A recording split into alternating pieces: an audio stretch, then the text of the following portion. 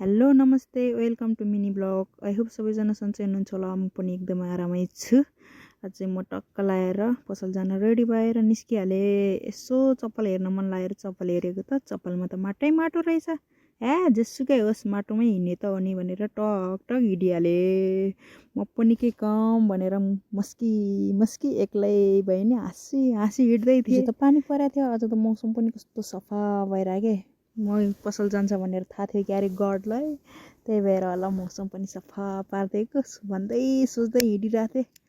हिँडेँ टक्क लाएर म पढ्ने स्कुल पनि आइपुगेँ। म चाहिँ पहिला यही स्कुलमा 5 कक्षासम्म पढेको थियो, अहिले चाहिँ 8 कक्षासम्म छ गाइज। टक्क लाएर अब पसल पनि आइपुगेँ। चोरलाई बरु चोर्नु डर लाग्दैन होला, मलाई चाहिँ भिडियो बनाउन चाहिँ एकदम डर लाग्ने लाज लाग्ने हुन्छ है त गाइज। यहाँ चाहिँ सबै चिज पाइन्छ, कपडादेखि लिएर किराना सामान सबै पाइन्छ है गाइज। यो चाहिँ मेरो आफ्नै अङ्कलको पसल हो।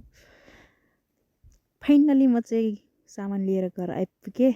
मैले चाहिँ यो हिजो भुटेर राखेको मकै थियो, त्यही मकै देखाइदिउँ न भनेर देखाइदिइहालेँ।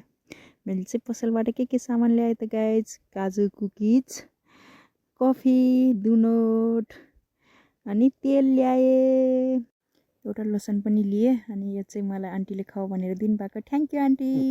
अनि मासु पनि लिएको थियो मैले, आधा किलो मात्र ल्याएको गाइज मासु चाहिँ। जम्मा 3 जना त छ, 3 जनालाई यो पनि बढी हुन्छ भनेर। अनि मैले कफी खोलेर चाहिँ डिब्बामा राखिदिइहालेँ। अब टक्क लगाएर मासु पकाउनुपर्छ भनेर मासु पकाउनतिर लागेँ। अनि मासु पनि पाकेँ। मासुसँग के खाने त भनेर सोचेको त ढेँडोसँग मासु बबाल मिठो हुन्छ भनेर मासु र ढेँडो खायौँ।